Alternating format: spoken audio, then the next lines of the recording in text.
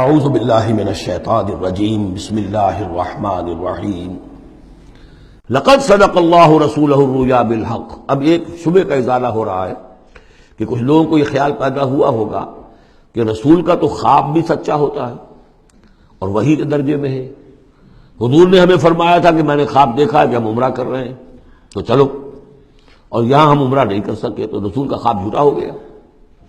یہ اگر شک کسی کے دل میں پیدا ہوا تو اس کو ظاہر کر رہے ہیں کہ رسول کا خواب جھوٹا نہیں ہوا، یعنی یہ کہ اس میں جب حضور سے پوچھا بھی گیا آپ نے تو فرمایا تھا کہ ہم عمرہ کریں گے، تو آپ نے فرمایا تھا یہ میں نے کب کہا تھا کہ اسی سال ضرور کریں گے، عمرہ کریں گے، چنانچہ اگلے سال وہ عمرہ ہوا۔ سن 7 میں اسے عمرہ قضا کہتے ہیں، جو صلح حدیبیہ میں طے ہو گیا تھا کہ اگلے سال آپ آئیے عمرہ کیجئے، تو عمرہ قضا جو ہے یہ عمرہ چونکہ رہ گیا تھا درمیان میں ہی بند ہو گیا، تو عمرہ قضا، اس عمرے کی قضا اگلے سال جو ہے سن 7 میں آپ نے دی، اور 3 دن تک قریش نے مکے کو خالی کر دیا، پہاڑوں پر چڑھ گئے اور مسلمان 3 دن تک مکے کے اندر مقیم رہے، انہوں نے اپنے اطمینان سے عمرہ ادا کیا۔ تو فرمایا لقد صدق اللہ رسولہ الرؤیا بالحق، اللہ نے بالکل سچا دکھایا خواب اپنے رسول کو، اس میں قطعاً کسی جھوٹ کا شائبہ نہیں۔ لَتَدْخُلُنَّ الْمَسْجِدَ الْحَرَامَ إِنْ شَاءَ اللَّهُ آمِنِينَ مُحَلِّقِينَ رُؤُوسَكُمْ وَمُقَصِّرِينَ لَا تَخَافُونَ، تم اے مسلمانوں لازماً داخل ہوگے مسجد حرام میں انشاءاللہ پورے امن کے ساتھ، آمنین بے کھٹکے، محلقین رؤوسکم و مقصرین، اپنے سروں کو حلق بھی کراؤ گے اور قصر بھی کراؤ گے۔ سر منڈوا دینا احرام کھولتے ہوئے یہ گویا کہ حلق ہے، اور چھوٹے بال کر دینا یہ قصر ہے۔ تو محلقین رؤوسکم و مقصرین لا تخافون، اور تمہیں کوئی اندیشہ نہیں ہوگا،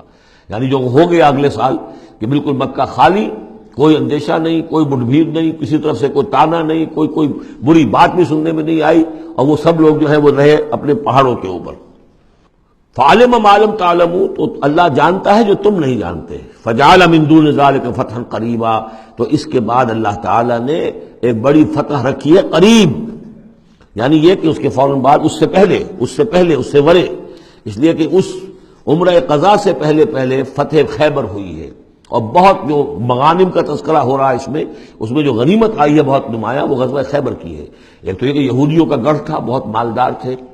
پھر یہاں سے جو گئے تھے 2 قبیلے نکل کر گئے تھے، وہ بھی اکثر ان میں سے وہیں آباد ہو گئے تھے، تو وہ ان کی بڑی جمعیت تھی وہاں پر، اور یہودی ویسے مالدار ہوتے ہیں،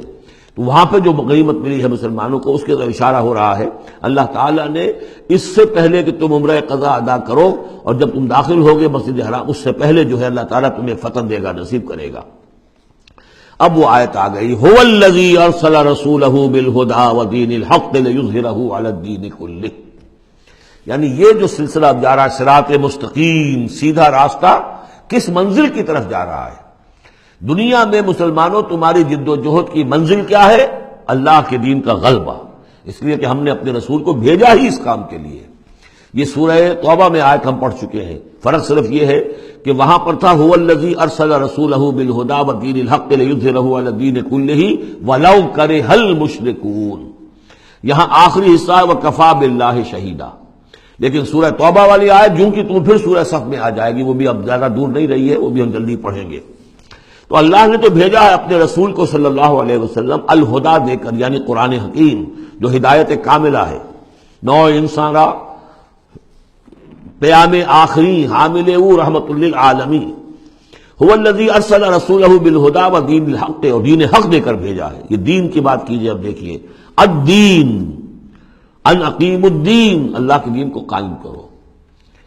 ام لہم شرکاء شرعوا لہم من الدین ما لم یأذن بہ اللہ، کیا ان کے شریکوں نے بھی کوئی دین دیا ہے انہیں؟ اللہ نے انہیں دین حق دیا ہے، اور دین حق اس لیے دیا ہے کہ اسے غالب کرے کل کے پورے نظام زندگی کے اوپر، پورے نظام زندگی پر۔ وہی ہے جس نے بھیجا ہے اپنے رسول کو صلی اللہ علیہ وسلم بالہدا، ہدایت دے کر، قرآن دے کر، ودین الحق، اور سچا دین، حق دین، عادلانہ نظام زندگی دے کر، لیظہرہ علی الدین کلہ، تاکہ وہ غالب کرے اسے کل کے کل نظام زندگی پر، وکفی باللہ شہیدا، اور کافی ہے اللہ مدد کے لیے۔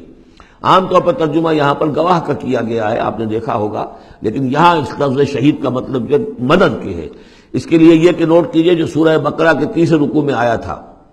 فَإِن كُنتُمْ فِي رَيْبٍ مِّمَّا نَزَّلْنَا عَلَىٰ عَبْدِنَا فَأْتُوا بِسُورَةٍ مِّن مِّثْلِهِ وَادْعُوا شُهَدَاءَكُم مِّن دُونِ اللَّهِ إِن كُنتُمْ صَادِقِينَ، بلا لو اپنے مددگاروں کو اللہ کے سوا اگر تم سچے ہو۔ تو چونکہ اصل میں شہیدہ کے معنی تو ہے حاضر ہونا، شہیدہ یشہد، کسی کی موجودگی اور حاضری،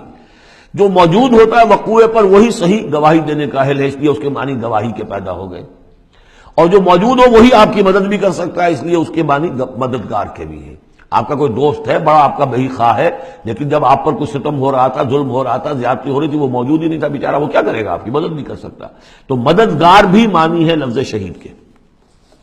وَكَفَى بِاللَّهِ شَهِيدًا، اللہ کافی ہے مددگار کی حیثیت سے۔ صدق اللہ العظیم۔